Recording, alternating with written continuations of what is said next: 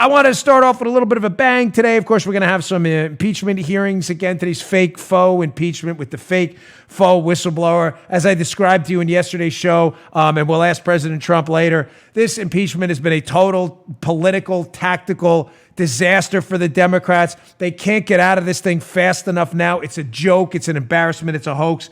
But showing you that these people have zero credibility. There are about 4 or 5 ringleaders of this impeachment disaster, which is just the latest hoax. Don't forget the hoaxes. We had the Russian collusion hoax. We had the Mueller hoax that Mueller's investigating. They were investigating the president. There was nothing to investigate. They were harassing the president. Now we have the fake whistleblower Ukraine gate hoax, right? But there have been a few ringleaders of this. I think we can all agree sleazeball liar Schiff is kind of like the grand marshal of the faux impeachment parade. But Pelosi follows Schiff along. Yeah, Nadler in the back. He's kind of fallen by the wayside as he proved himself to be even more hapless than Schiff, shockingly.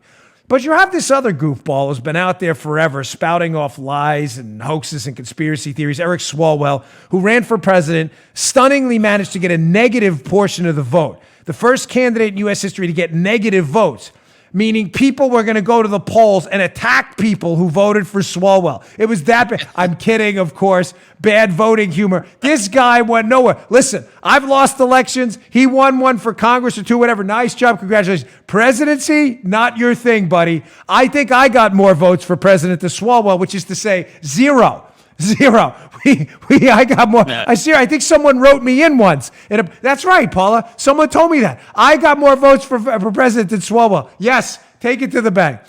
So this lunatic Swalwell, again, one of the big collusion hoaxers, noted liar and conspiracy theorist, and best pal to Adam Schiff.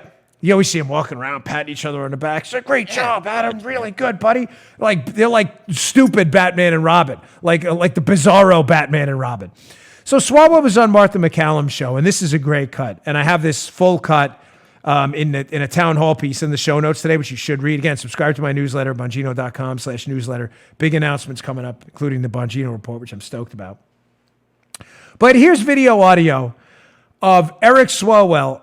Swalwell asked a question by Martha McCallum about if the tides were turned and the Hunter Biden Burisma scam, where he was paid a small fortune to sit on the board of a natural gas company in Ukraine while his dad was the vice president, monitoring Ukraine and being the point man on Ukraine and discussing natural gas. If it was reversed and that was one of the Trump kids, if he'd have a problem with it, watch this sleazeball. Watch him dance. He can't answer the question because when he answers the question the right way, which is, hey, I'd have a problem with it all around, and he dances until he finally gets to an answer at the end. Check this out. This is worth your time.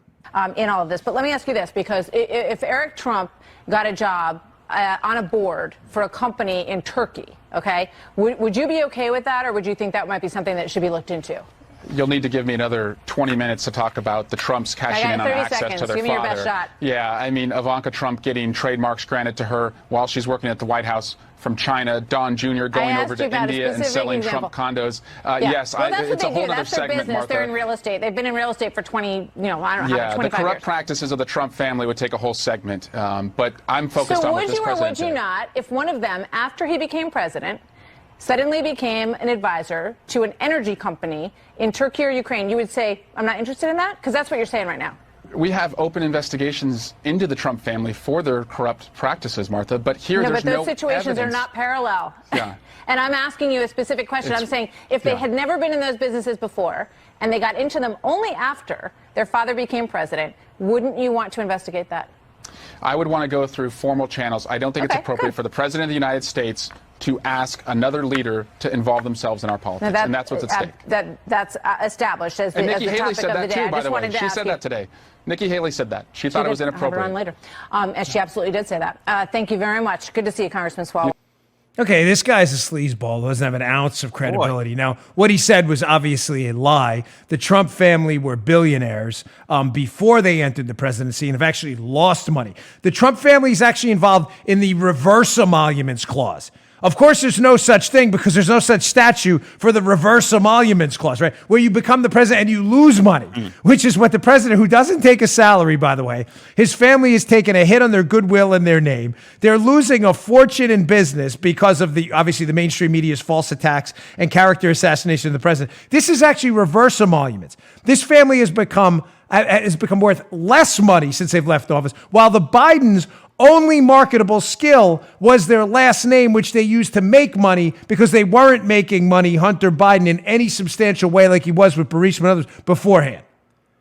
But Swalwell has no principles, so you can't pay attention to him at all because that's what you're going to get. But I want to put that up there to show you what a disgrace this guy is. And all these Democrats are attacking Trump. Well, what if it was, one of the Trump family members did what Biden did? Well, hold on. Joke, I got a hairball. Sure you do. Dope.